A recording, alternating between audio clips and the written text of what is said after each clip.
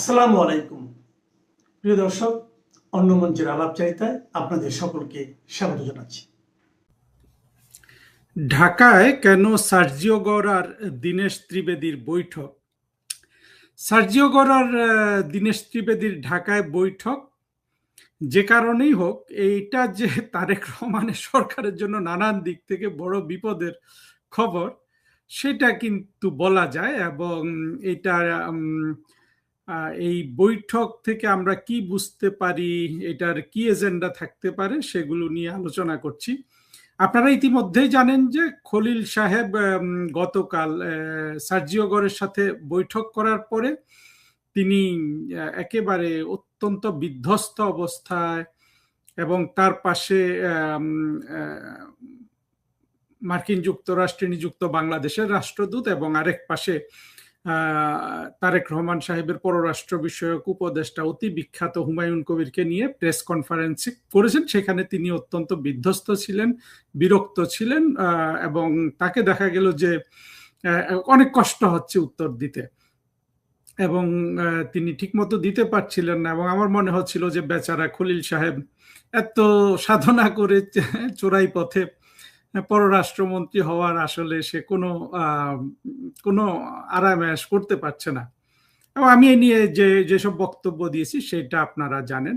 Sergio গড় সম্পর্কে এর মধ্যে আরো অনেক খবর বের হয়েছে, আরেকটা খবর বের হয়েছে এবং এটা নিয়ে অনেকে কথা বলেছেন, এবং এটাও একটা অত্যন্ত গুরুত্বপূর্ণ যে তিনি ফরেন মিনিস্টারের আয়োজন করা নৈশভোজ বা ডিনার স্কেপ করেছেন, ডিনারে তিনি আসেননি বা কিছু একটা। এবং এটা অত্যন্ত সিগনিফিক্যান্ট। সাধারণত যে কোনো ডিপ্লোম্যাটিক এঙ্গেজমেন্টে আপনার অনেক কিছু হতে পারে, অনেক ঝগড়াঝাটি হতে পারে, ভেতরে ঝড় বয়ে যেতে পারে, যুদ্ধ লেগে যেতে পারে, সবকিছু হতে পারে, কিন্তু ডিনার তো স্কেপ করার কথা না। এটা সাধারণত পশ্চিমারা তো করেই না। এটা একটা ভদ্রতার লক্ষণ। অনেক খারাপ কিছু হলেও কিন্তু এটা করে না। তো সেই সত্ত্বেও যদি এটা ডিনার যদি সত্যি সত্যি স্কেপ করে থাকে, এইটা তো তারেক রহমান খলিলের জন্য বোঝা যাচ্ছে যে ভীষণ কড়া বার্তা।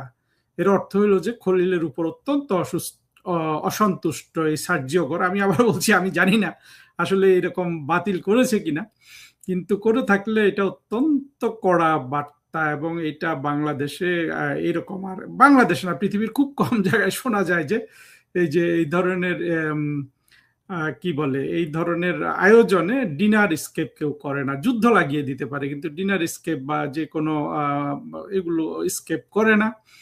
আর বাতিল করছে, তার পক্ষে যুক্তি হলো যে খুবই স্বাভাবিক, উনি এসছেন যেই দিন সেই দিন পররাষ্ট্র মন্ত্রণালয়, পররাষ্ট্রমন্ত্রী, এই ক্ষেত্রে পররাষ্ট্রমন্ত্রী ধরে নিচ্ছি যেহেতু বৈঠকটা পররাষ্ট্রমন্ত্রীর সাথে করেছেন, অর্থাৎ সার্জিও গড়ের কাউন্টার পার্ট। তিনি যেহেতু শুধু ভারতে মার্কিন যুক্তরাষ্ট্রের রাষ্ট্রদূত না, তিনি আবার ইয়েও বটে, সেন্ট্রাল এবং দক্ষিণ এশিয়া বিষয়ক প্রেসিডেন্ট ট্রাম্পের বিশেষ দূত বটে। তো তার জন্য একটা ডিনারের ফর্মাল আয়োজন থাকবে না, এটা তো হতেই পারে না, কোনোভাবেই হতে পারে না। ফলে স্কেপ করার ঘটনাটাই সত্য হওয়ার কথা। এবং এইটাও আমাদের খলিল সাহেবের জন্য, তারেক রহমানের জন্য অত্যন্ত দুঃসংবাদ। তারপরে দীনেশ ত্রিবেদীর সাথে যে বৈঠক হলো, সেটার আবার তারা যেটা করেছেন, এটা আমি দীনেশ ত্রিবেদী সাহেবের ইন্ডিয়ান হাই কমিশনে এবং সার্জিও গড়ের পার্সোনাল যে এক্স অ্যাকাউন্ট আছে এগুলোতে গিয়ে দেখলাম, দুই পক্ষ কেউ কিন্তু এটা কিছু বলেনি এই মিটিংটা সম্পর্কে। তবে এটা সম্পর্কে খবর বের হয়েছে,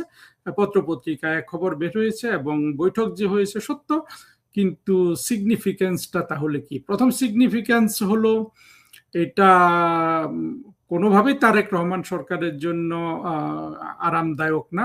তবে একটা জিনিস বলে রাখি, দুই পক্ষ যে কেউ প্রকাশ করলেন না, এটা হলো একটা দিক থেকে দেখা যেতে পারে যে দুই পক্ষই তারেক রহমানের সরকারকে সেভ করেছেন এই জায়গায়, মানে তারা নিজেরা এটা প্রকাশ করতে চাননি, অন্তত এতটুকু সম্মান করেছেন। বাট আরো সত্য কথা হলো যে আসলে বিশেষ করে দীনেশ ত্রিবেদী সাহেব বা সার্জিও গড়, তারা তো এই অঞ্চলে বসবাস করেন। ফলে যারা হোস্ট, তাদেরকে কিছু কিছু জায়গায় সবাই সম্মান করে, সেরকম একটা সম্মান হতে পারে তারেক রহমানের সরকারের জন্য। এটা কোনো সুখবর নয় যে তারা শুধু এটা প্রকাশ করেন নাই, যেহেতু প্রকাশ হয়ে গেছে। কিন্তু এই জিনিসটা দেখলে যেটা আমরা সংক্ষেপে বলতে পারি যে দেখুন, 2024-এর জঙ্গি উত্থানের পর আসলে বাংলাদেশটাকে আর বাংলাদেশের হাতে রাখা হয় নাই। এইটা পরিপূর্ণভাবে বিদেশিদের হাতে ছেড়ে দেওয়া হয়েছে। তারেক রহমান সাহেবকে আমি বহুবার বলেছি যে আপনি জীবন ফিরে পেয়েছেন, আপনি 21শে আগস্টের গ্রেনেড হামলার জন্য আপনাকে আদালতে যেতে হয় না, আপনি আওয়ামী লীগের সাথে সন্ধি করুন, আওয়ামী লীগের থেকে আপনি আপনার প্রতিরক্ষা বা সুরক্ষা গ্রহণ করুন। উনি সেটা করেননি। যেটা না করলে যেটা হয় যে তাকে এখন নানান বিদেশি শক্তির হাতের মানে ওনাকে নিয়েই খেলবে, খুবই স্বাভাবিক। যখন দেখবে যে একটা প্রধানমন্ত্রী তারেক রহমানের মতো প্রধানমন্ত্রী হয়েছেন, একটা 2024-এর জঙ্গি কোয়ালিশন অর্থাৎ বাংলাদেশের 50% মানুষের প্রতিনিধিত্বশীল রাজনৈতিক ব্যবস্থাগুলোর অভ্যন্তরীণ ক্ষমতার বন্টন হিসাবে তারেক রহমান সাহেব প্রধানমন্ত্রী হয়েছেন। ফলে এখানে সবসময় বিদেশিরা আসবে, কারণ বিদেশিরা জানে যে বাকি 50% কিন্তু তারেক রহমানের সাথে নাই।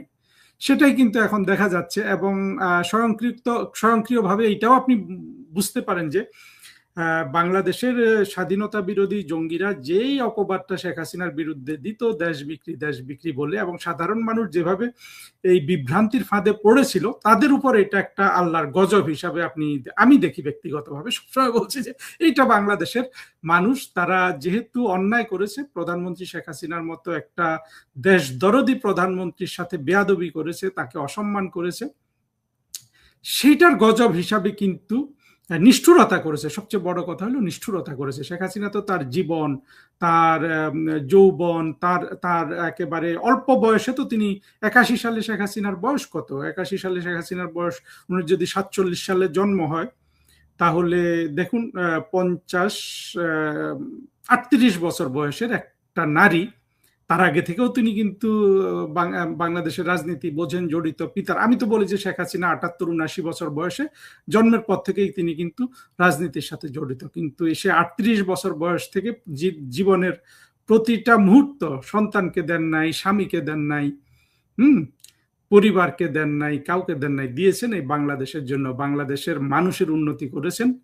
সেই রকম একটা প্রধানমন্ত্রীর সাথে নিষ্ঠুরতা করে যে দেশ বিক্রি করে দিয়েছে ইন্ডিয়ার কাছে, এটা দেখে দেখে এরা যে অভিশাপ, মানে এটা আল্লাহর গজব ওরা নিয়ে আসছে না, সেইটা এখন ওদেরকে দেখতে হচ্ছে যে সার্জিও গর এবং দীনেশ ত্রিবেদীরা ঢাকায় বৈঠক করছে।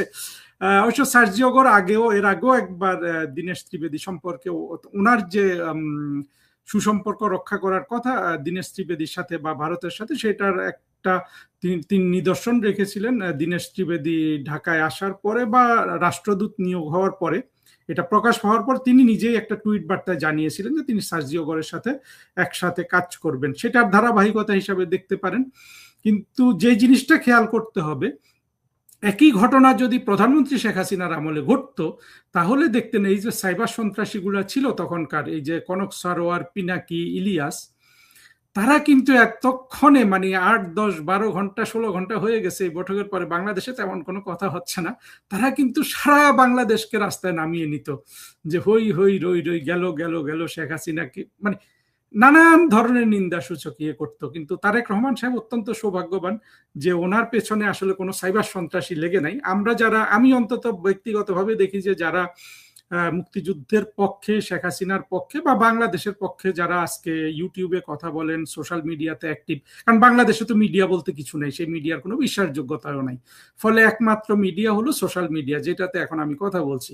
সেখানে কিন্তু কেউ কিন্তু তারেক রহমান সাহেবের বিরুদ্ধে কোনো শত্রুতা করছে না, সবাই কিন্তু কেউ আছে তারেক রহমানের পক্ষে, কেউ আওয়ামী লীগের পক্ষে, কিন্তু সবাই তারেক রহমান সরকারের ভালো চায়।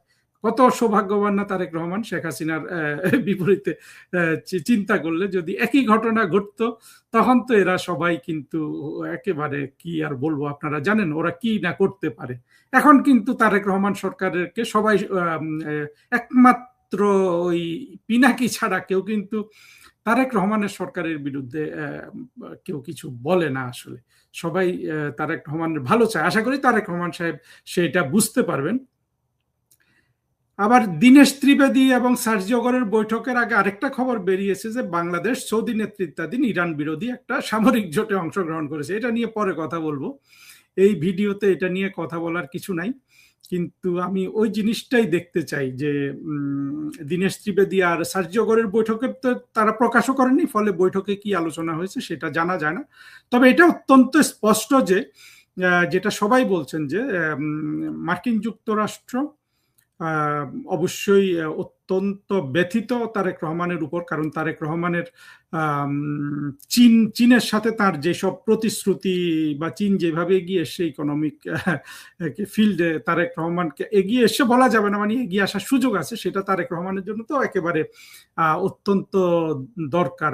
মানে ব্লাড লাইন ওনার ওনার সরকারের মানে 2, 4, 6 মাস 1 বছর বেঁচে থাকার জন্য আসলে কোনো বিদেশি দেশের বা প্রতিষ্ঠানের আর্থিক সহায়তা দরকার। এই যে এত বড় একটা বাজেট ওনারা দিলেন, আসলে হয় কি রাষ্ট্র চালাতে আসলে আমি কি বলবো যে মানে যোগ্যতা অভিজ্ঞতা ছাড়া শুধু চমকের জোরে বা এইভাবে চলে এসে তো তারা বাজেটটাও আসলে ভুল করে দিয়েছেন কারণ আসলে মানুষের কাছে তো ভাবমূর্তি রক্ষা করা দরকার, সেই চেষ্টা কোনো উপায় তো নাই। কিন্তু দেখা গেছে যে ওই টাকার জন্য ওই বাজেট রক্ষা করার জন্য চীনকে দরকার বা কোনো বিদেশিকে দরকার। আবার একইভাবে 24-এর জঙ্গি উত্থানে তারেক রহমান যখন তাদের সহযোগী হয়েছিলেন, সেখানে মার্কিন যুক্তরাষ্ট্র যেহেতু টাকা ঢেলেছে দেখেন, এটা বলতে আপনারা কেন লজ্জা পান জানি না, যে এই জিনিসটা মার্কিন যুক্তরাষ্ট্রের প্রেসিডেন্ট বলেছেন যে সুস্পষ্টভাবে যে $29 মিলিয়ন ইউএসএইড এর মাধ্যমে বাংলাদেশে গেছে বাংলাদেশের পলিটিক্যাল ল্যান্ডস্কেপ চেঞ্জ করার জন্য। ল্যান্ডস্কেপ চেঞ্জ করা মানে কি, যে শেখ হাসিনা সরকারকে ফেলে দেওয়ার জন্য, তাই না? তখন তারেক রহমান যখন ওই কোয়ালিশনের অংশ ছিলেন, তিনি প্রতিশ্রুতি দিয়েছেন না, তারে মানে বাই ডিফল্ট দিয়েছেন, মুখে মুখে না দিলেও মার্কিন যুক্তরাষ্ট্র যা বলবে তাই করবে। সেই ধারাবাহিকতা ইউনুস কিন্তু মার্কিন যুক্তরাষ্ট্রের লোক, খলিল মার্কিন যুক্তরাষ্ট্রের লোক, তারা কিন্তু সব করছেন ওইভাবে। তারেক রহমানকে তো মানুষের দিকেও তাকাতে হয়, তার দল বড়, তার দলের জনসমর্থন আছে, সেই জনসমর্থন যেই লোকগুলো তারেক রহমানের দলকে সমর্থন করে তারা তো পাড়া প্রতিবেশীর কাছে জবাবদিহি করতে হয়। সম্ভব এটা তো ইউনুসের কোনো বাধ্যবাধকতা ছিল না। ইউনুস তো বাংলাদেশের শিশুদের মেরে হাম হাম হাম তুলে দিয়ে শিশুদের উপর জাপানি গিয়ে জাপানি শিশুদের সাথে মোলাকাত করে, ওইখানে খুনসুটি করে, আবার আমরা দেখলাম যে সে তাদের সাথে হ্যান্ডশেকও করে। তারেক রহমান সাহেব তো এটা পারবেন না। তার জনগণের কাছে মানে 50% তার যে মানে অভ্যন্তরীণ যে ক্ষমতার বন্টনের যে জনগণ, তাদের তো 30-40% আবার তারেক রহমানের সমর্থক, অন্তত তাদের কাছে তো তাকে জবাবদিহি করতে হয়। আর তাছাড়া আমরা অনেক আওয়ামী লীগের সমর্থকরা তো তারেক রহমানকে সমর্থন দিয়ে গেছিলাম ওই ইলেকশনে। আমি যদিও দেইনি ব্যক্তিগতভাবে, ওই ইলেকশনে আমার কোনোই আগ্রহ ছিল না, কিন্তু বাংলাদেশে যারা বসবাস করে সেসব আওয়ামী লীগের বিশেষ করে সংখ্যালঘু হিন্দু সম্প্রদায়, তারা সবাই তারেক রহমান চেয়েছিল যে অন্তত তারেক রহমান সরকারে আসুক, সেইভাবে তিনি এসেছেন। এখন তো তার সমূহ বিপদ, এবং তিনি যে চীনের দিকে ঝুঁকলেও বিপদ, আবার মার্কিন যুক্তরাষ্ট্রের দিকে তিনি পুরোপুরি ঝুঁকতে পারছেন না। টাকা দিতে পারে না মার্কিন যুক্তরাষ্ট্রের স্বাদ আছে, সাধ্য নাই। চীনের স্বাদের চেয়ে সাধ্য বেশি। মহা সমস্যা কিন্তু তারেক রহমানের। এবং তারেক রহমানের সরকারের যারা আসলে উপদেষ্টা বলবো, বা যারা তাকে পররাষ্ট্রনীতিতে কিছু বুদ্ধি দিতে পারেন, তারা কিন্তু বলছে যে আপনি সোজা গিয়ে চীনের কোলে বসে পড়েন, আর এইদিক সেদিক কিচ্ছু ভাববেন না। ভাবলে কি হবে, আপনি বিপদে পড়বেন, মহা বিপদে পড়বেন, আপনার সরকার আর টিকতে পারবে না। বলুন তো, এরকম উপদেশ যদি পায় তাহলে তারেক রহমানের মাথা ঠিক থাকে? ঠিক সেই অবস্থাটা হয়েছে, এবং সেটা ভবিষ্যতে আরো দেখা যাবে। আর তারেক রহমান সাহেব এগুলো ফেস করতে হলে তাকে আসলে অতি দ্রুত আওয়ামী লীগের সাথে সন্ধি স্থাপন করা উচিত, নতুবা যেটা ঘটবে, বাংলাদেশ প্রধানমন্ত্রী শেখ হাসিনা এবং আওয়ামী লীগের হাতে চলে যাবে।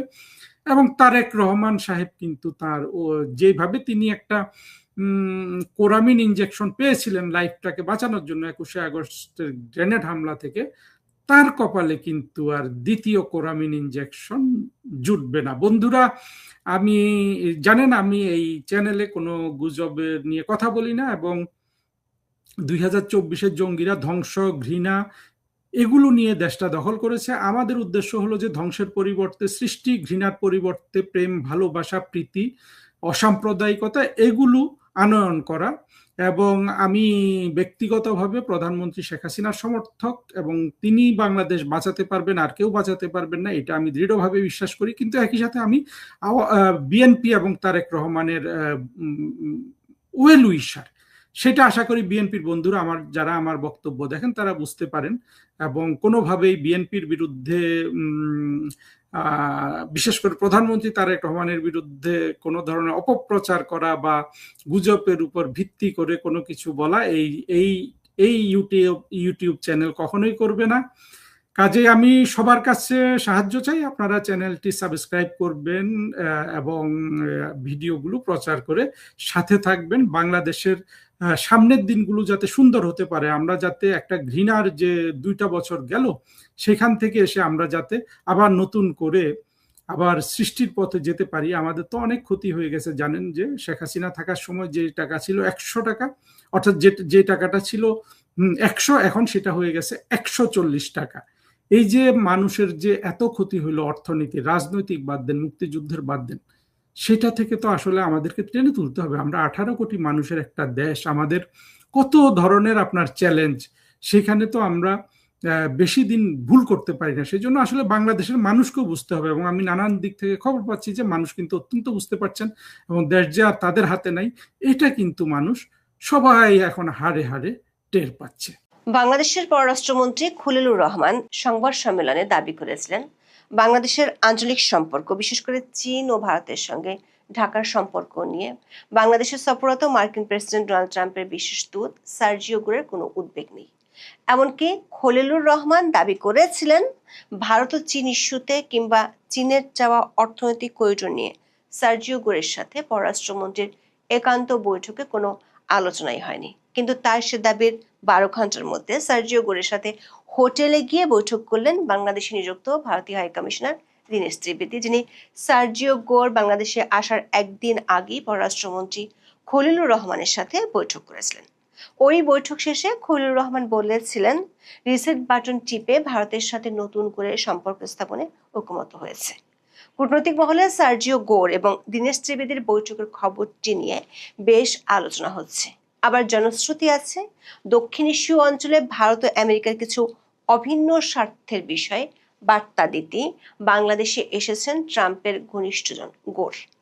আবার 1 আগস্ট শনিবার সার্জিও গোরের সাথে বাংলাদেশের প্রধানমন্ত্রী তারেক রহমানের বৈঠক হওয়ার কথা রয়েছে। ওই বৈঠকের আগে গোরের সাথে ত্রিবেদীর বৈঠকটির বেশ আলাদা তাৎপর্য আছে বলেই মনে করছেন কূটনৈতিক বিশ্লেষকেরা। সার্জিও গোরের সফরসূচি নিয়ে আনুষ্ঠানিকভাবে মার্কিন প্রশাসনের দপ্তর থেকে কিছু না জানানো হলেও একাধিক সূত্রে নিশ্চিত হওয়া গেছে, 30 জুলাই রাতে গোর বাংলাদেশের কয়েকটি রাজনৈতিক দলের নেতাদের সাথে বৈঠক করেছেন, যার মধ্যে কার্যক্রম নিষিদ্ধ থাকা আওয়ামী লীগের একজন নেতাও আছেন। প্রশ্ন হলো, পররাষ্ট্রমন্ত্রী খলিলুর রহমান যেখানে সংবাদ সম্মেলনে দাবি করেছেন ভারত চীন করিডোর, অন্তর্ভুক্তিমূলক রাজনীতি কিংবা আওয়ামী লীগ নিয়ে মার্কিনীদের কোনো মাথা ব্যথা নেই, সেখানে ট্রাম্পের বিশেষ দূত পর্দার আড়ালে এতগুলো বৈঠক করছেন। 2025 সালের আগস্টের শেষে সার্জিও গোরকে ভারতের যুক্তরাষ্ট্র মিশনের দায়িত্বে পাঠানোর ঘোষণা দেওয়ার সময় তাকে ঘনিষ্ঠ বন্ধু হিসেবে উল্লেখ করেছিলেন মার্কিন প্রেসিডেন্ট ডোনাল্ড ট্রাম্প। ডোনাল্ড ট্রাম্পের লেখা বই প্রকাশের পাশাপাশি তার 2024 সালের নির্বাচনী প্রচারে কোটি কোটি ডলার তুলেছিলেন সার্জিও গোর। ওয়াশিংটনে ট্রাম্পের দ্বিতীয় মেয়াদে অনুগত কর্মকর্তাদের নিয়োগেও তার গুরুত্বপূর্ণ ভূমিকা ছিল বলে মনে করা হয়। মার্কিন ধনকুবের সার্জিও গোর ভারতের যুক্তরাষ্ট্রের রাষ্ট্রদূত হিসেবে দায়িত্ব পালন করছেন। সেই সঙ্গে তাকে দক্ষিণ ও মধ্য এশিয়া বিষয়ক বিশেষ দূতের দায়িত্ব দেন ট্রাম্প। গত জানুয়ারিতে নয়াদিল্লিতে যুক্তরাষ্ট্রের রাষ্ট্রদূতের দায়িত্ব নেওয়ার পর এই প্রথম বাংলাদেশ সফরে এসেছেন তিনি। 30 জুলাই বাংলাদেশ সফরের প্রথম দিনে সরকারি পর্যায়ে একটি আলোচনা চূড়ান্ত ছিল। সেটি হলো, তিনি বাংলাদেশের পররাষ্ট্রমন্ত্রী ও প্রতিমন্ত্রীর সাথে বৈঠক করেছেন। কূটনৈতিক সূত্রে জানা গেছে, পররাষ্ট্রমন্ত্রী ও মার্কিন দূত প্রতিনিধিদের নিয়ে প্রায় 1 ঘন্টা আলোচনা করেন।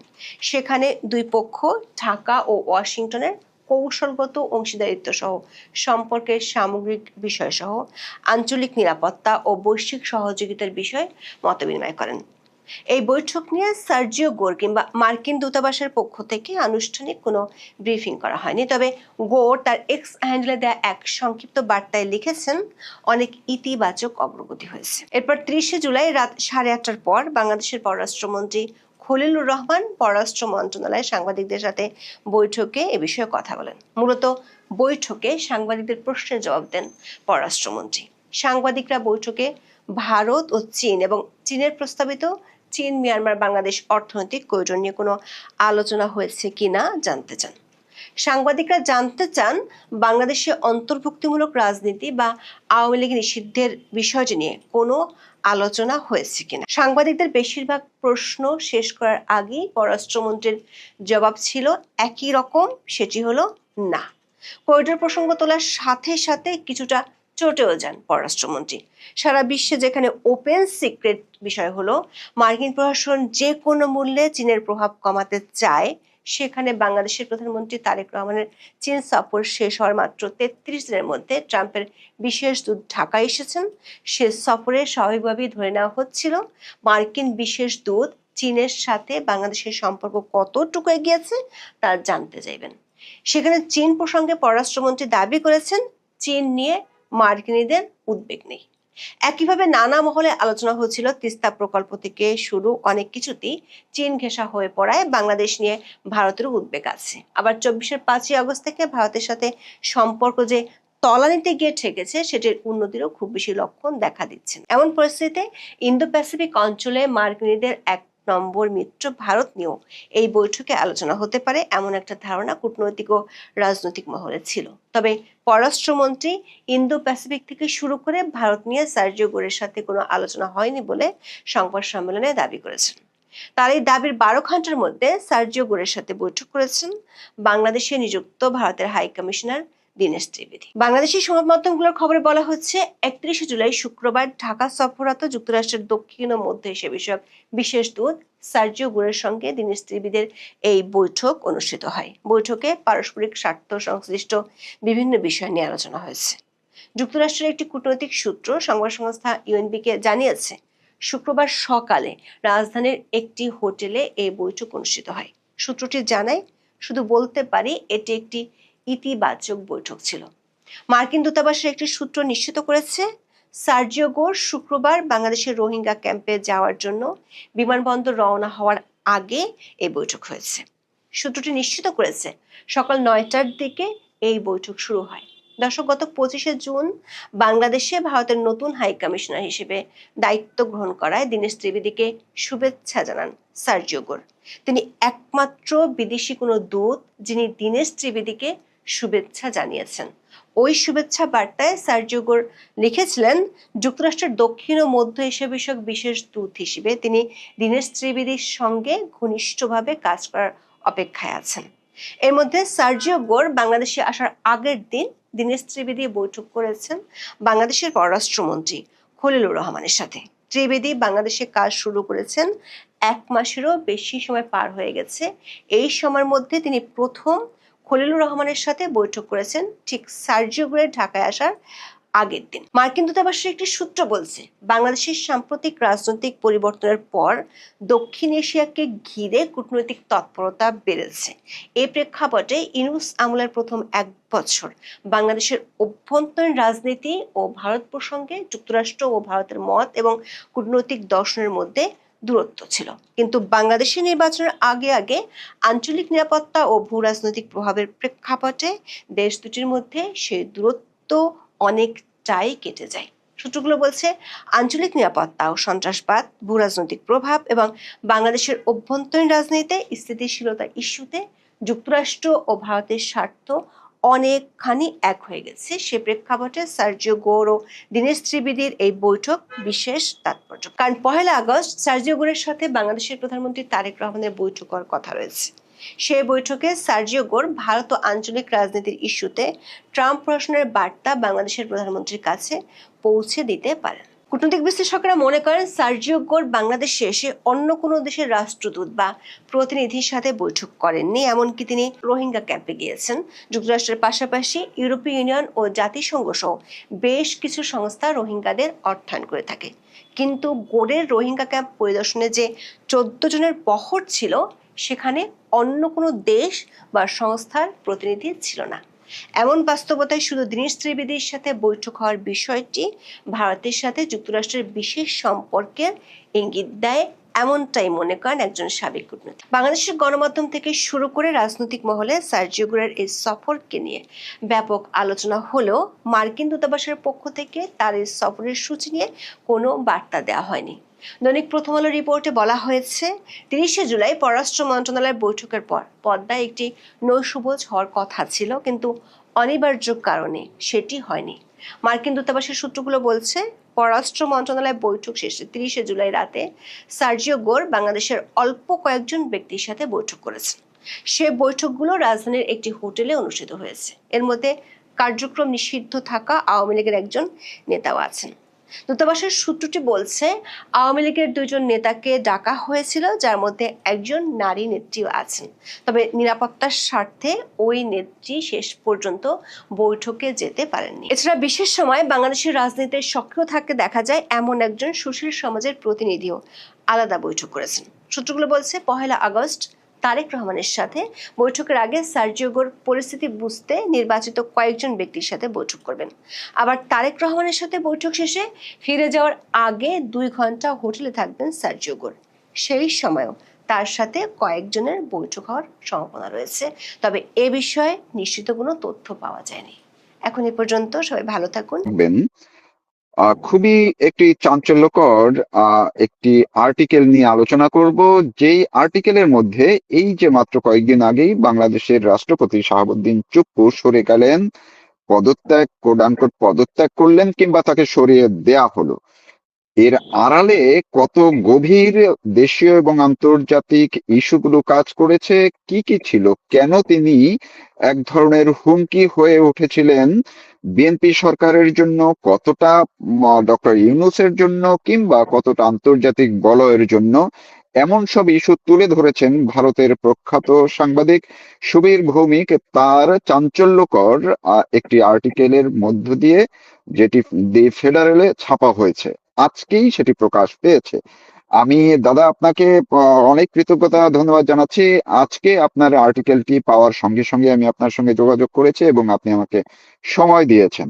এবং আমি যে দর্শকদের জন্য বলছি, যে কারণে চাঞ্চল্যকর শব্দটি আমি ব্যবহার করলাম, আপনারা তার বিশ্লেষণ, তার কথা শুনলেই বুঝবেন যে আসলে কতটা গুরুত্বপূর্ণ বিষয় বেরিয়ে আসছে এবং এর আড়ালে, চুপ্পু সরে যাওয়ার আড়ালে কত কিছু ঘটে গেছে এবং সামনেও কি হতে পারে। আমি আপনাকে কৃতজ্ঞতার সঙ্গেই অনুরোধ করব, আপনি শুরু করুন। আপনার এই যে আর্টিকেলটা, আপনি এই সময়ে কেন বাংলাদেশ নিয়ে এমন একটি আর্টিকেল লিখলেন, আগে যদি সেটুকু একটু বলেন।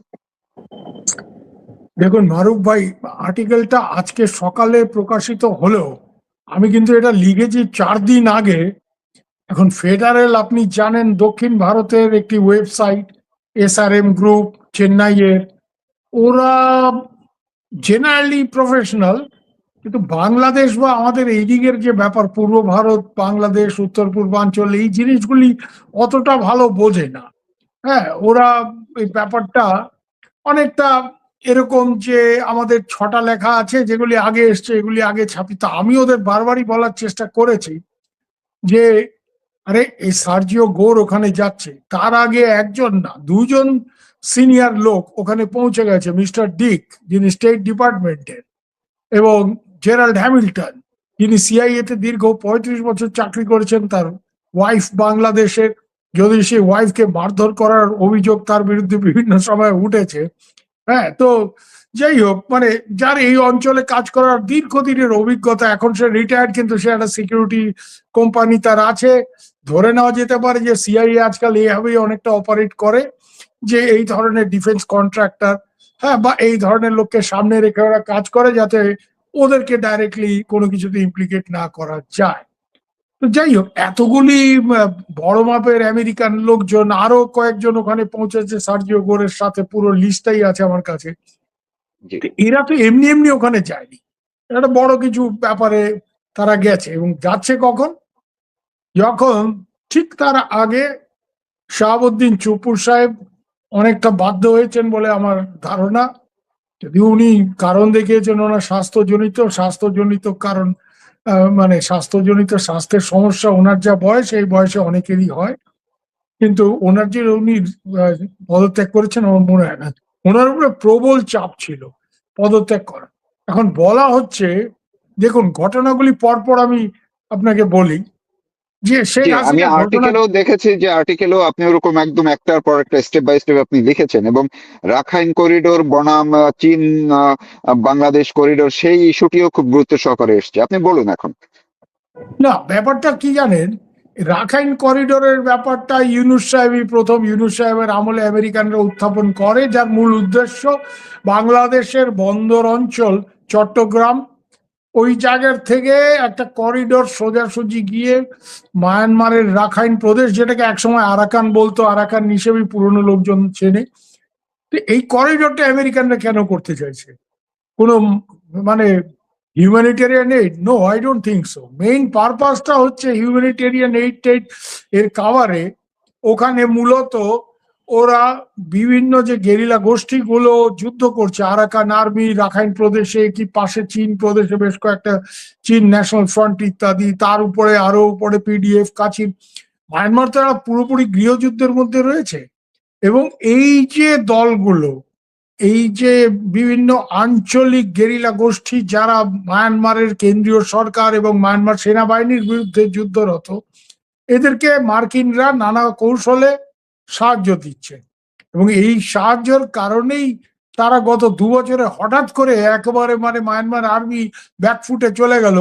এমনটাই হচ্ছে যে ইন্টারন্যাশনাল ক্রাইসিস গ্রুপ বা এই ধরনের যারা এইসব নিয়ে গবেষণা করে, তারা বলছে যে মায়ানমারের কেন্দ্রীয় সরকার এবং সেনাবাহিনীর হাতে এফেক্টিভ কন্ট্রোল মায়ানমারের মাত্র 40% ভূখণ্ডের রয়েছে, তার বেশি নয়। তো এরকম একটা পরিস্থিতি তো হঠাৎ করে হয়নি। একটা রেগুলার সেনাবাহিনীর বিরুদ্ধে যুদ্ধ করতে যে ধরনের রসদ দরকার সেগুলি তারা পেয়েছে। কোনখান দিয়ে পেয়েছে? আপনি লক্ষ্য করবেন যে মোহাম্মদ শেখ হাসিনার পতন ঘটার পরে, শেখ হাসিনা সরকারের পতনের পরে, যেই পতনের পেছনে একটা মেটিকুলাস ডিজাইন কাজ করেছে বলে প্রফেসর ইউনূস নিজেই স্বীকার করেছে। তো মেটিকুলাস ডিজাইনটা কে করেছে? ন্যাচুরালি আমেরিকানরা করেছে। ওটা রেজিম চেঞ্জ অপারেশন ছিল, এবং খুব রাগ ঢাক না করে আমেরিকানরাও খুব রাগ ঢাক যে করছে এই ব্যাপারে তা না, আর এই ব্যাপারে খুব রাগ ঢাক করছে তাও না। প্রফেসর ইউনূস যে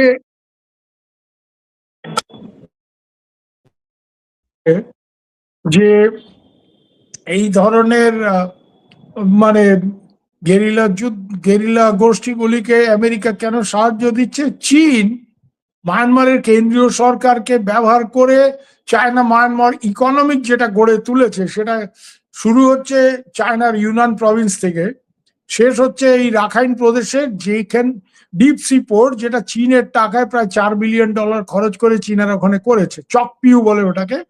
এবং ওখানে একটা রিফাইনারিও করেছে ম্যাডে আইল্যান্ডে, যেখান থেকে একেবারে তেল এবং গ্যাসের পাইপলাইন ইউনান প্রদেশ অব্দি যাবে। চীন এগুলি কেন করছে?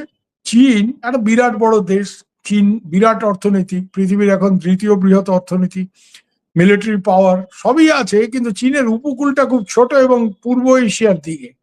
তাই জন্য চীন এর এই যে রপ্তানি আমদানি, যে বিদেশ বাণিজ্য, এগুলি যদি কেউ মালাক্কা স্ট্রেটস, যে মালাক্কা প্রণালী সিঙ্গাপুরের ওখানে যদি কেউ আটকে দেয়, চীন কিন্তু বিপদে পড়ে যায়।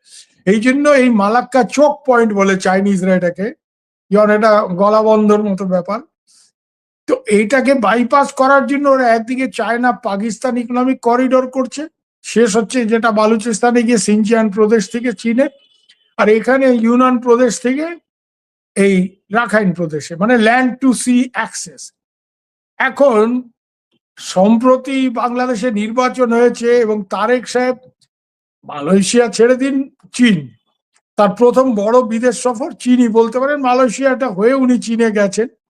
হ্যাঁ, তো চীনে উনি অনেকগুলি ডিল করেছেন, এমওইউ হয়েছে, এবং চীনারা পরিষ্কারই বলেছে যে তারা এই যে চায়না মায়ানমার ইকোনমিক করিডোর, যেটা রাখাইন প্রদেশে গিয়ে শেষ হচ্ছে, এটা তারা বাংলাদেশ অব্দি এক্সটেন্ড করতে চায়, অর্থাৎ বাংলাদেশের উপকূলবর্তী অঞ্চলকে এই করিডোরের আওতায় আনতে চায়। কেন? এখানে একটা বিরাট বড় ভূ রাজনৈতিক খেলা চলছে। একদিকে আমেরিকানরা এই বাংলাদেশের উপকূল থেকে একেবারে রাখাইন প্রদেশ অব্দি একটা করিডোর চাইছে, যাতে করে সেই করিডোর দিয়ে তারা বিভিন্ন গেরিলা গোষ্ঠীকে সাজ সরঞ্জাম পৌঁছে দিতে পারে। আর অন্যদিকে এটাকে নাকচ করার জন্য, এটাকে নালিফাই করার জন্য চীনারা তাদের যে corridor, China Myanmar economic corridor, এটাকে বাংলাদেশের ভেতরে এক্সটেন্ড করতে চাইছে চিটাগাং অঞ্চলে। আর এই তারেক সাহেব যে ডিলগুলি করে আসছে তার মধ্যে আনোয়ারাতে একটা বড় প্রজেক্ট, গ্রোথ জোন, মংলা বন্দর, যেটা ভারতকে একসময় শেখ হাসিনা আমলে দেওয়া হয়েছিল, ভারত ওখানে খুব কিছু ইনভেস্ট করেনি, সঙ্গত কারণে হয়তো তারেক সাহেব এটা চীনের হাতে তুলে দিচ্ছে। এখানে $650 মিলিয়ন ইনভেস্টমেন্ট হবে। পায়রা বন্দর, সেখানেও কিছু প্রজেক্টে চাইনিজদের ইনভেস্টমেন্ট হবে। এখন চাইনিজরা, মারুফ ভাই, খুব পরিষ্কার যে চাইনিজরা যেসব এই বড় মাপের পরিকাঠামোগত প্রকল্পগুলোতে লগ্নির কথা বলেছে, এই লগ্নিগুলি তারা তখনই করবে আপনি যখন তাদের স্ট্র্যাটেজিক পারপাসটা সার্ভ করবেন, অর্থাৎ চায়না মায়ানমার ইকোনমিক করিডোরটাকে বাংলাদেশে এক্সটেন্ড করবেন কার্যত, যার ফলে আমেরিকানদের এই রাখাইন করিডোর যে প্ল্যান, এই প্ল্যানটা নাকচ হয়ে যাবে বা এই প্ল্যানটা নালিফাই হয়ে যাবে, ক্যান্সেল আউট হয়ে যাবে। আপনার নিশ্চয়ই মনে আছে ইউনূস সাহেব তো খুব উৎসাহী, কেন আমেরিকানরা যা বলে ইউনূস সাহেব তাতেই হই হই করে লাফিয়ে ওঠেন, সে আমেরিকানদের লোক, আমেরিকানদের খুশি করতে চান। কিন্তু যখন প্রথমেই রাখাইন করিডোরের কথাটা আসে তখন কিন্তু জেনারেল ওয়াকার এটাকে ব্লাডি করিডোর বলে উনি বেশ মানে উষ্মা প্রকাশ করেছিলেন, উনি ক্ষিপ্ত ছিলেন বলে মনে হয়েছিল। যদিও পরবর্তী সময় জেনারেল ওয়াকারকে আমেরিকানরা ম্যানেজ করেছে বলে বাংলাদেশের সামরিক সূত্রে আমার কাছে খবর রয়েছে।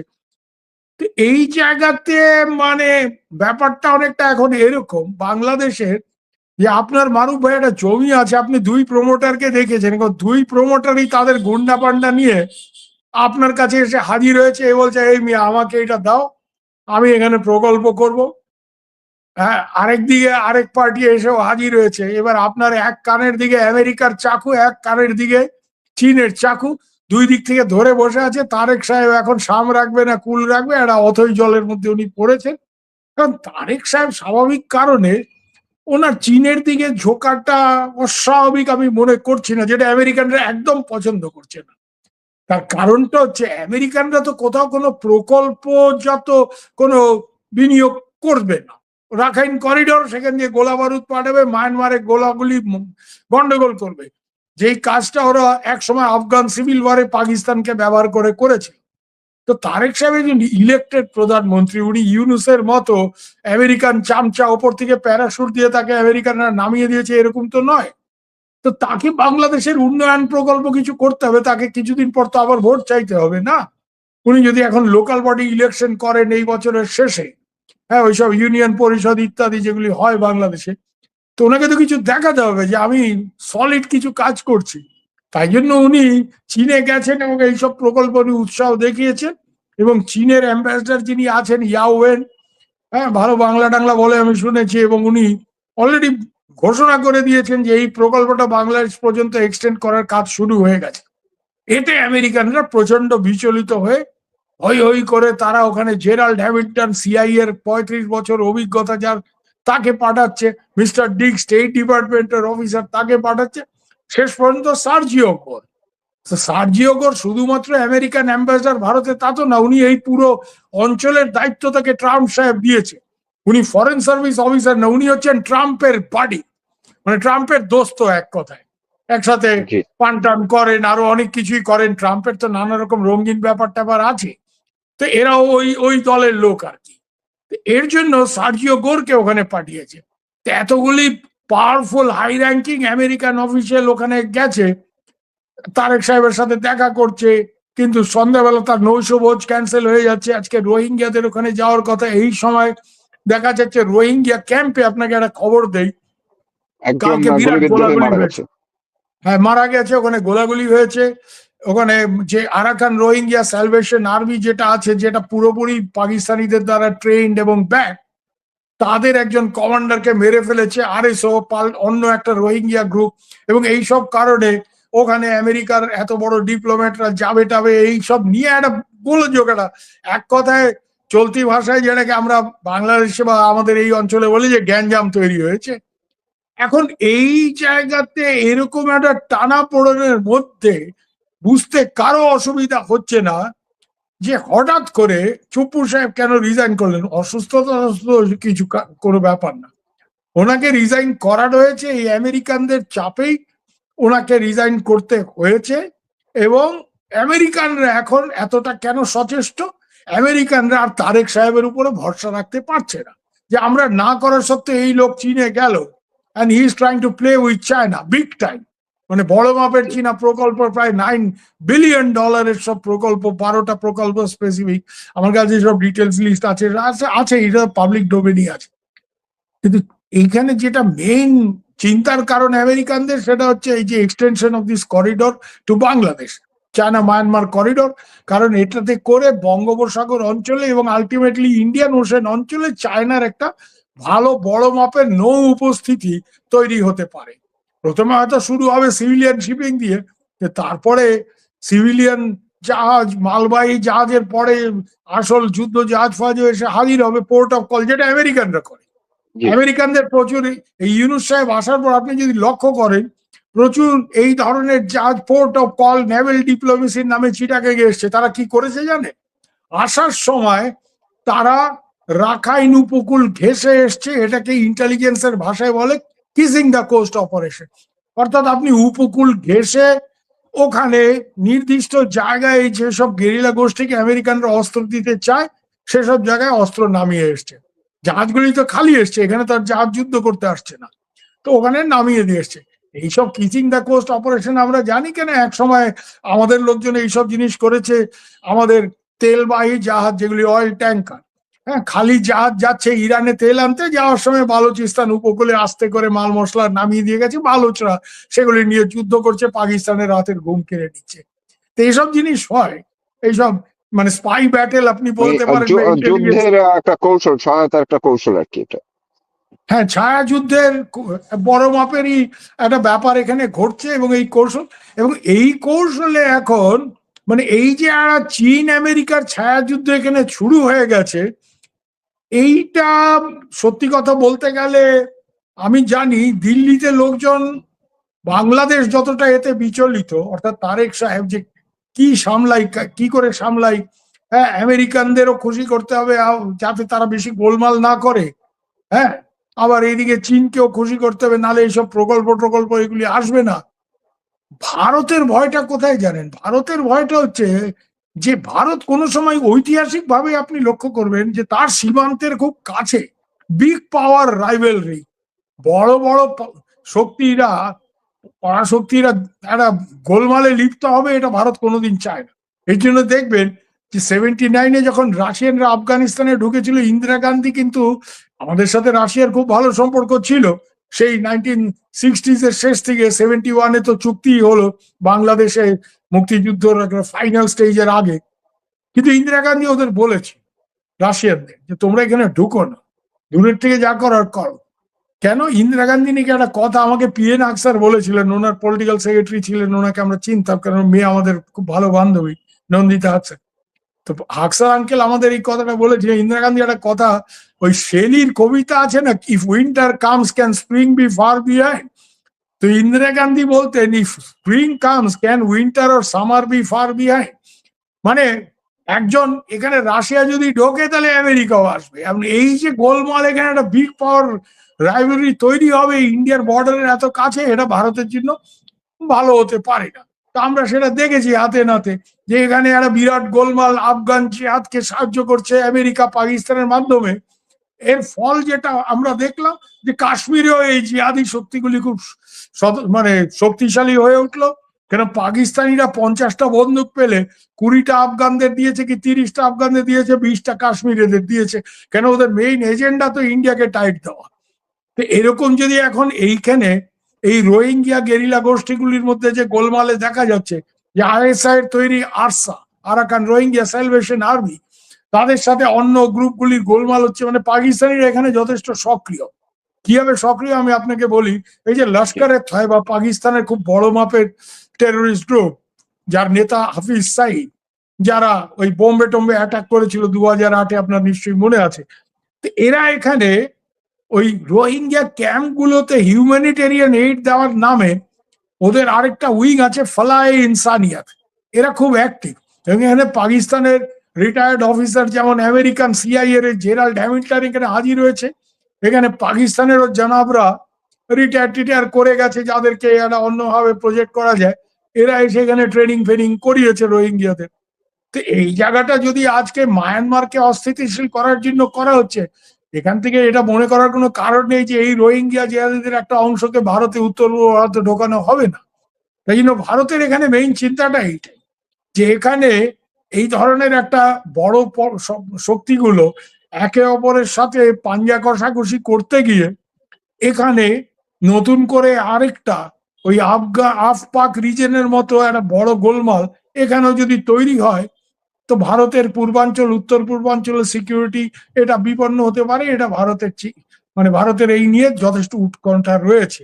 এবং ভারত এই জন্য চায়, ভারতের আইডিয়াল কি সিচুয়েশন জানেন, যে দুই তরফে টানাপোড়েনে যদি শেষ পর্যন্ত বাংলাদেশের প্রধানমন্ত্রী একটু শক্ত শির দ্বারা নিয়ে বলে, বাবা আমার কাউকেই দরকার নেই, হ্যাঁ প্রজেক্ট হবে, ডেভেলপমেন্ট প্রজেক্ট হবে, কিন্তু এখানে অন্য কোনো গোলমাল আমি চাই না, দ্যাট ইজ ফাইন।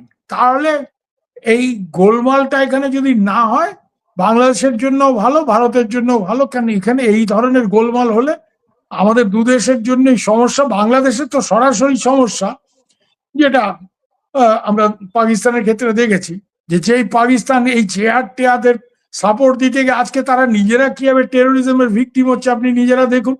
যে বালুচিস্তানে গন্ডগোল হচ্ছে, এখানে গন্ডগোল হচ্ছে, হ্যাঁ ওই যেই আজাদ কাশ্মীর বলে সেখানে মারামারি হচ্ছে, আন্দোলন হচ্ছে, খাইবার পাখতুনখোয়াতে গন্ডগোল হচ্ছে।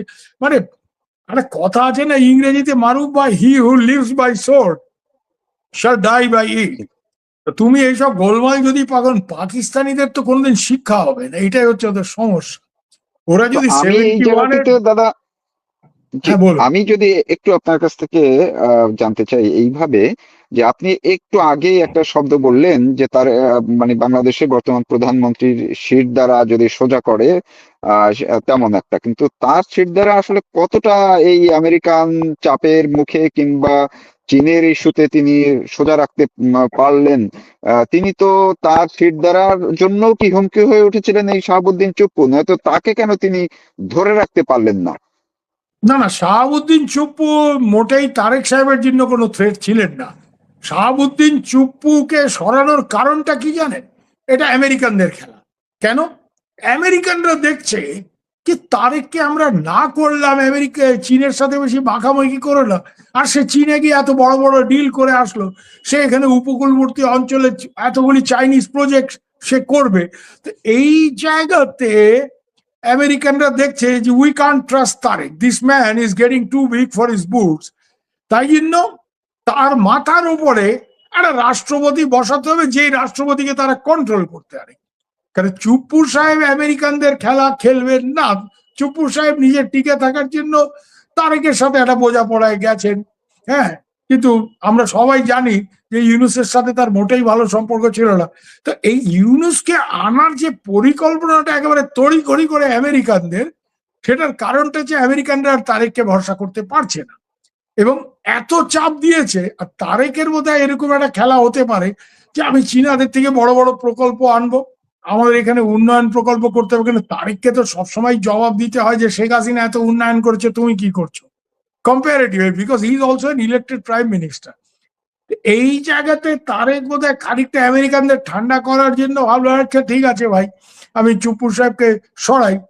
এখন যেটা দেখার ব্যাপার সেটা হচ্ছে না, যে আমেরিকানরা তো তার মানে চুপ্পু যদি তারেক রহমানের জন্য থ্রেট না হয়, হুমকি না হয়, তার মানে আপনার কথা অনুযায়ী যে মার্কিন যে প্রক্রিয়াগুলো এবং ডক্টর ইউনূসের যে ভেতরকার খেলাধুলা, ইউনূসের জন্য পরোক্ষ বড় হুমকি হয়েছিলেন কি এই চুপ্পু, হ্যাঁ, তেমনটা বিষয়? চুপ্পু যতক্ষণ দেখুন ইউনূস, আমি আজকে না, আমি বহুকাল ধরে বলে আসছি এটা, সেই ইন্টারিম গভর্নমেন্ট যখন হয়েছিল তখন থেকে, যে ইউনূসের আলটিমেট টার্গেট হচ্ছে উনি প্রেসিডেন্ট হবেন। প্রেসিডেন্ট হলে he will get immunity from prosecution. উনি যে 2 নম্বরই বা 24 নম্বরই যে কাজগুলি করেছেন, obvious conflict of interest, corruption, এগুলির থেকে উনি রেহাই পেয়ে যাবেন। কিন্তু উনি একবার রাষ্ট্রপতি হয়ে গেলে ওনার বিরুদ্ধে আর কোন রকম মামলা মোকদ্দমা কিছু করা যাবে না। এটা ওনার অনেক দিনের অভিলাষা। আর আমেরিকানদের সাথে এই জায়গাটা মিলে যাচ্ছে কেন? আমেরিকানরা দেখছে এই লোকটাকে এখানে যদি আমরা রাষ্ট্রপতি করতে পারি, আর ওদের আরেকটা লোক তারেকের সরকারের ভেতরে আছে খলিলুর রহমান, বিদেশ মন্ত্রী, তাহলে একজন তারেকের মন্ত্রিসভার ভেতরে আছে আর আরেকজন তারেকের মাথার উপরে আমরা বসিয়ে দিলাম। হ্যাঁ, কারণ প্রেসিডেন্টের আপনি জানেন বাংলাদেশের সংবিধানে ইমার্জেন্সি পাওয়ার ইত্যাদি আছে, অর্থাৎ তারেক যদি আছে। বেশি আমেরিকানদের অপছন্দের কাজকর্ম করে ওরা ইউনুসকে দিয়ে তারেককে টাইট দিতে পারে, ইমার্জেন্সি পাওয়ার ব্যবহার করে ইউনুস অনেক খেলাধুলা করতে পারে। এটা মূলত একটা আমেরিকান খেলা এবং চীনকে ব্লক করার জন্য। এখন চীন আমরা দেখতে হবে যে চীন কি করে, কিন্তু চীন অলরেডি বলে দিয়েছে যে এই যে করিডোর এটা আমরা এক্সটেনশনের কাজ শুরু করে দিয়েছি। এখন চীন কতটা তারেক সাহেবকে কিভাবে মানে মানে কিভাবে তারেক সাহেবের কাজে আসতে পারে এই আমেরিকানদের এই অ্যাগ্রেসিভ মুভস এর বিরুদ্ধে, মানে মোট কথা এখানে একটা এক সময় যেটা সোভিয়েত ইউনিয়ন এবং আমেরিকার যে সেই কোল্ড ওয়ারটা হট ওয়ারে পরিণত হয়েছিল আফগানিস্তান পাকিস্তান ওই অঞ্চলে, এখন এই ধরনের একটা মানে যুদ্ধের কালো মেঘ এই অঞ্চলের উপর ঘুরছে, সরাসরি না কিন্তু হলেও। যদি তারেক রহমান এখন এই 1-2 সপ্তাহের মধ্যেই হয়তো রাষ্ট্রপতি নিয়োগ করে ফেলবেন, তো সেটা যদি বা তিনি একেবারেই বিএনপির কেউ করেন, সেটাও কি আমেরিকান স্বার্থ সেই রাষ্ট্রপতি কতটা দেখবেন, তাতে কি হতে পারে? না, বিএনপির মধ্যে যেসব সিনিয়র নেতাদের কথা আমি শুনছি, আমারও তো বিএনপিতে কিছু লোকজন আছে, জি, বন্ধু জি, বান্ধব আছে, আমি যা শুনছি যে মির্জা ফখরুল ইসলাম আলমগীর অথবা মঈন খান এই ধরনের সিনিয়র কোনো লিডার, হ্যাঁ, যাদের অভিজ্ঞতা সম্পন্ন, এরকম কাউকে তারেক সাহেব রাষ্ট্রপতি করতে চাইছেন। কারণ তারেক সাহেব সবসময় চাইবে রাষ্ট্রপতি তার লোক হোক, যাতে তার জন্য কোন রকম থ্রেট না হয়। হ্যাঁ, ন্যাচারালি সেই জায়গাটাতে আমেরিকানরা চাপ দিয়ে যদি ইউনুসকে বসায়, তারেক সাহেবের তো রাত্রের ঘুম নষ্ট হয়ে যাবে। মানে ইউনুসকে কারো পক্ষে বিশ্বাস করা সম্ভব না। ইউনুস নিজের খেলাধুলা, উনি নিজের ওই মাস্টার মাইন্ড অমুক তমুক, মানে ও তো আমেরিকার লোক না, ও আমেরিকার স্বার্থ দেবে। ওর নামে বাংলাদেশি, ও বেসিক্যালি আমেরিকার একটা 5 স্টার দালাল, এছাড়া তো কিছু না। হ্যাঁ, ওর যত নাম ডাক আপনারা শোনেন, is a very average academic, আমি খুব দায়িত্ব নিয়ে বলছি। কিন্তু পিএইচডি কোথায় করেছে, আমেরিকার কোন জায়গায় গিয়ে করেছে আপনি খোঁজ নিয়ে দেখুন। হ্যাঁ, এমন কিছু বড় জায়গায় মানে ওকে আমেরিকানরা অনেকদিন ধরে বিল্ড আপ করছে। It's a long term project. ওই অ্যাসেট অফ ইনফ্লুয়েন্স বলে এটাকে ইন্টেলিজেন্সের ভাষায়। এই জিনিস আমেরিকানরা ওকে বিল্ড আপ করেছে, তো আজকে তাকে কাজে লাগবে। আর ও যদি ক্ষমতায় থাকতে পারে আর টাকা পয়সা করতে পারে, আর অন্য এই বয়সে উনি যেগুলি চান টান, ওনার তো অনেক ব্যাপার ট্যাপার আছে, সেগুলি আবার নাই বললাম আপনার অনুষ্ঠানে। মানুষ বোঝে, জি। বাংলাদেশের মানুষ সব খবর রাখে, ওনার এই বয়সে অনেক অনেক মানে ইচ্ছের তো শেষ নেই। তো যাই হোক, এগুলি উনি করতে পারলে উনি খুশি, আর আমেরিকানরা ওকে দিয়ে যা করাতে চায় সেটা করতে পারলে। তারেক সাহেব ইউনুসকে ব্লক করার চেষ্টা করবে, তখন আবার কোন রকম কম্প্রোমাইজ ক্যান্ডিডেট মাঝখানে চলে আসে কিনা, যাকে আমেরিকানরাও খানিকটা ভরসা করে। মানে এখানে এই রাষ্ট্রপতি ব্যাপারটা নিয়ে একটা বেশ পাঞ্জা কষাকষি হবে, এই ব্যাপারে আমি নিশ্চিত। শেষ পর্যন্ত কি দাঁড়াবে এটা অনেকটা নির্ভর করে তারেক সাহেবের উপর। তারেক সাহেব জি, যদি সাহস করে বলে যে আমি ওই আমেরিকান না, আমি যেটা করার সেটা করব। আর এখানে জানেন তো অনেক নতুন খেলাধুলা হচ্ছে তারেক সাহেবকে অন্যদিকে তার অ্যাটেনশন ঘোরানোর জন্য। এখন দেখুন, তারেক সাহেব বাংলাদেশ এর আগেও চেয়েছে ব্রিক্স এর সদস্য হবে। ব্রিক্স একটা বিরাট বড় মাল্টিল্যাটারাল ফোরাম, যার সদস্য হচ্ছে রাশিয়া, চীন, ইন্ডিয়া, ব্রাজিল, সাউথ আফ্রিকা।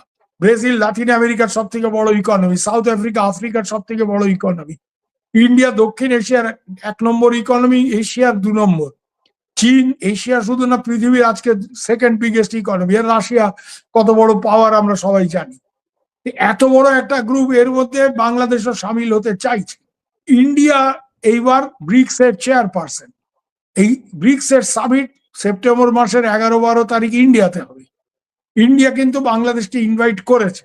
আমেরিকানরা এখানে বাধা দেওয়ার চেষ্টা করলেও করতে পারে, কারণ আমেরিকানরা জানে যে একবার যদি তারেক সাহেব বাংলাদেশকে নিয়ে ব্রিক্স এর ভিতরে চলে আসেন এবং ব্রিক্স এর সদস্য হয়ে যান, তখন উনি আমেরিকার প্রভাব বলয়ের বাইরে এই রাশিয়া, চায়না, ইন্ডিয়া এরকম একটা জায়গাতে উনি এসে হাজির হবেন, যেখানে ওনার পক্ষে ওনার স্ট্র্যাটেজিক অটোনমিটা বাংলাদেশের হয়ে অ্যাসার্ট করার একটা অল্টারনেটিভ থাকবে, একটা জায়গা থাকবে।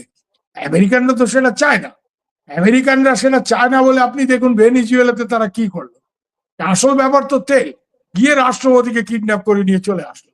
আজকে পুরো ভেনিজুয়েলা, যেটা ওয়ার্ল্ডের সব থেকে বড় তেলের জায়গা, হ্যাঁ, almost 21% of the global hydrocarbon resources with Venezuela, তারপরে ইরান, তারপরে দেখুন ওরা ইরানকে আক্রমণ করছে, পুরোটা তেলের ব্যাপার, তেলের কন্ট্রোল। তো যেহেতু মাদুরো আমেরিকার দালালি করছিল না, মাদুরোকে কিডন্যাপ করে এনে তাকে আমেরিকার একটা জেলের মধ্যে ঢুকিয়ে দিয়ে এখানে, এগুলি হয়তো বাংলাদেশে ওইভাবে করতে পারবে না, কিন্তু যদি শেখ হাসিনার সরকার তারা গোলমাল করে ফেলতে পারে, তো তারেক সাহেবেরও সরকার ওইরকম একটা গোলমাল করে ফেলতেই পারে। আর আমেরিকার দালালরা, ইউনুসের চেলা চামুন্ডারা তো বসে আছে, ওই যে এনসিপি, ওই এনসিপি তো ইউনুসের তৈরি করে একটা দল। তো আমেরিকানরা ওখানে দানা, ওই হিন্দিতে বলেন না দানা ডালতা হয়, তো আমেরিকানরা এদের পোষে টোষে।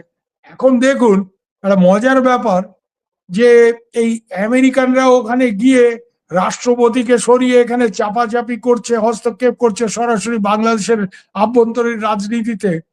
এই সময়টা আপনি লক্ষ্য করে দেখুন, জায়গায় জায়গায় এনসিপি আর বিএনপির মারামারি হচ্ছে। কেন হচ্ছে? ন্যাচারালি, মানে আপনার ওপরে মানে ইন্টারন্যাশনাল একটা লড়াই এখানে চলছে, একটা সুপার পাওয়ার রাইভালরি এখানে বাংলাদেশকে কেন্দ্র করে ঘনীভূত হচ্ছে, তার প্রতিফলন তো বাংলাদেশের আভ্যন্তরীণ রাজনীতিতেও হবে।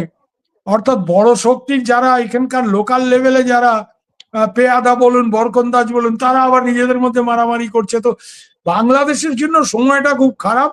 বাংলাদেশের মানে বাংলাদেশ ঠিক পাকিস্তানের 70-80 দশকে যেভাবে আফগানিস্তানের গৃহযুদ্ধে জড়িয়ে পড়েছিল, বাংলাদেশও যদি খুব বলিষ্ঠভাবে এখানে রুখতে না পারে, তাহলে মায়ানমারের এই যে ক্রমবর্ধমান গৃহযুদ্ধে বাংলাদেশও ইট উইল বি সাকটিং, একেবারে টেনে ওই জায়গার মধ্যে জড়িয়ে পড়বে, এবং এটা বাংলাদেশের জন্য মোটেই ভালো হবে না।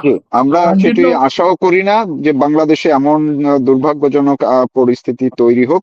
আমি শেষ করব, আপনার আর্টিকেলটার একদম শেষ করেছেন আপনি কি দিয়ে, কোন বিষয়টিকে আপনি চুম্বক আকারে শেষে নিয়ে আসলেন? না, আমি শেষ করেছি এটা বলেই যে এখানে ভারতের ভূমিকাটা কি, ভারতের ইকুয়েশনটা কি। ভারত যেমন একদিকে চায় না যে চীনের প্রভাব খুব বেড়ে যাবে, যেহেতু আমাদের সাথে চীনের একটা ঐতিহাসিক একটা দ্বন্দ্ব রয়েছে, হিমালয় পর্বতে আমাদের প্রায় যুদ্ধ হয়েছে। কিন্তু ইদানিং আপনি লক্ষ্য করবেন যে ভারত কিন্তু চীনের সাথে একটা বোঝাপড়ার দিকে যাচ্ছে। আমাদের যে ন্যাশনাল সিকিউরিটি অ্যাডভাইজার, উনি কয়েকবার চীনে গেছেন, চীনেরও বিদেশ মন্ত্রী ইন্ডিয়াতে এসছেন। ইনফ্যাক্ট তারেক সাহেব যখন চীনে ছিলেন, ওদের বিদেশ মন্ত্রী ওয়াং ই দিল্লিতে ছিল।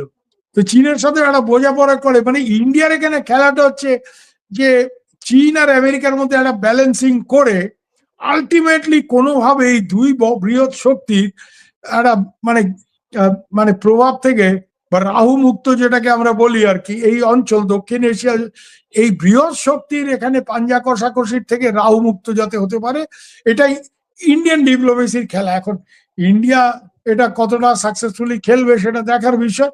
আর বাংলাদেশের যেটা হওয়া উচিত, বাংলাদেশের নিজের স্বার্থ রক্ষা করে এই বড় শক্তিদের একটা প্লেইং গ্রাউন্ডে বাংলাদেশ পরিণত হবে, এটা বাংলাদেশের জন্য ভালো না। বাংলাদেশকেও ভারত যেমন নিজের স্ট্র্যাটেজিক অটোনমি অ্যাসার্ট করে, আমাদের সাথে আমেরিকা স্ট্র্যাটেজিক অ্যালায়েন্স থাকা সত্ত্বেও মায়ানমার সিভিল ওয়ারে আমেরিকাকে রাস্তা আমরা করে দিই, এই জন্য তো তারা বাংলাদেশকে চাইছে।